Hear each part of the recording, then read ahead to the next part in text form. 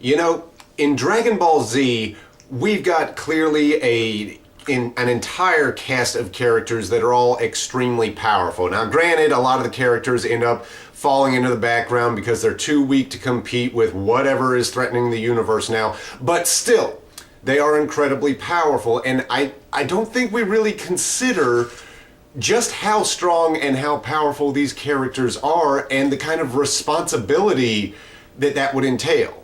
Let me just set this up for you. Near the beginning of the series, Vegeta destroys a fucking planet. He just, bam, just blasts it and destroys it. So he establishes early on that he is strong enough to destroy an entire planet. By the end of the series, even the weakest of the characters that fight in Dragon Ball Z are much, much stronger than he was at the beginning of the series. So that's safe to say we have a dozen or so characters capable of destroying the planet at any given moment. How long is it gonna take before someone just has some sort of an accident? Like, you know, Yamcha is gonna end up blowing his money again on whatever. He's gonna get drunk in some bar, and then he's gonna get pissed off. Oh, JC Penney turned down my credit card. Fuck you! And all he has to do is use just a little too much power, a little too much strength, and boom! Planet is gone. Enjoy the vacuum of space, bitches. But really, beyond that, I could understand maybe if they could concentrate their power enough to not destroy the planet. I mean, they can do that, you know. But think about how these people would have to live in society. They could not function. They could not exist in the realms of society. Think about this. Think about just how strong these guys are. And it's established, it's touched upon in the series that they can't quite, they don't know their own strength, can't quite control it to the fullest extent that they need to. Like they have that scene where Goku and Gohan are picking up glasses of juice and the glasses just break in their hands. They can't even pick up the glasses.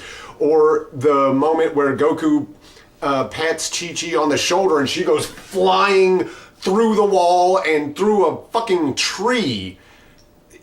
That's not just gonna go away because they only get even stronger. So imagine just what else that would affect in their personal lives. Like, imagine if you lived with Goku. Like, say you're Chi-Chi and you have to live with Goku. I can't imagine how many times Goku must have woken up in the morning, rolled over in bed, and seen Chi-Chi just plastered, embedded in the wall or something like that. Oh my God, Chi-Chi, what happened? You farted! And that's why Chi-Chi is so pissed off all the time. It's not because she's neurotic and overprotective and worried about Gohan all the time. It's because she's constantly getting obliterated by Goku's sonic boom night farts. And you know that Goku has to have some serious gas, all right? They eat senzu beans all the time. If they have enough nutrition to restore anybody's strength to full, then they've got to be packing some serious gas in there. So Goku is just blowing Chi-Chi through the wall all through the night. They could have gotten separate beds, but their therapist thought it was a bad idea. And on top of that, think about how much Goku eats. He eats all these insane amounts of food. There is no toilet on the planet that can hold his load if he's got to go. He's gonna clog it or ruin it in some way, even if he's constantly flushing as he's going and stuff like that. I mean, it's still gonna back it up. And they live in the woods. They live in the middle of the woods. There's not a plumber that they can call that can just come right on over. I mean, sure, I guess Goku could fly to a town, grab a plumber, kidnap him or something, bring him back, have him fix the toilet, but come on, they can't afford that. I don't even know how they afford all the food they have. They don't have jobs. I guess Chi-Chi still gets allowance from the Ox King or something. I don't know. Whether or not they could afford it, it'd be way too inconvenient to have to bring a plumber in every time Goku takes a shit. He can't do it. They can't possibly have an indoor toilet, at least not for Goku. So what I think he does is that he just went out into the wilderness. He found one of these huge, empty, miles wide areas that they always have for their big fights and all that, and he just blasted it, made this gigantic mile wide crater or something, and that's where he goes.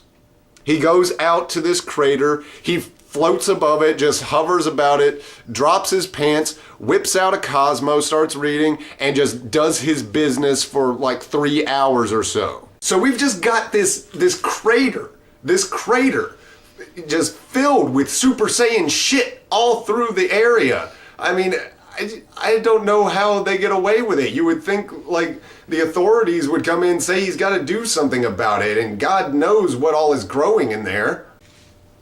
I think I just figured it out. That's where they get their money. They are marketing Goku's shit as fertilizer. They're selling it as Super Saiyan shit. Just one bag grows over 9,000 plants.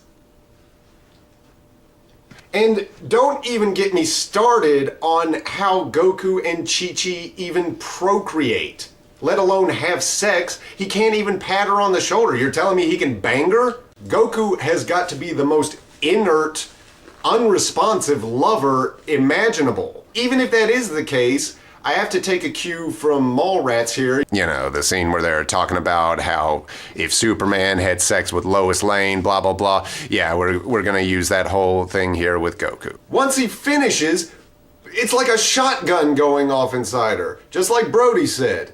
And same thing with the babies being born. Goten was a Super Saiyan without any training whatsoever. Well, a little from Chi-Chi, but blah, blah, blah. If Goten is strong enough to be a Super Saiyan shortly after he's born, then while he was in the womb, he could kick right through her stomach. You know, the same problem would probably happen with Gohan as well. Because Gohan had incredible power when he was born, but it only emerged whenever Goku was under attack or in danger of some sort. So all it would take is one crazy hormone-induced rage from Chi-Chi to just rip one into Goku, and she would be done. Goku, I told you to get the spicy dill pickles, not the sweet gherkins. You're such a fucking idiot. Why did I marry you? I hate you. You're so dumb. You can't do anything right. I fucking hate you. Boom. He just shoots right out of her like a meteorite. His umbilical cord is glowing and shit. It's crazy. It's just not possible for any of the characters in Dragon Ball Z to exist in society. I'm Jamie Norwood. Subscribe to my channel down below. Drop in for a dose of madness. Kitty! Shut up.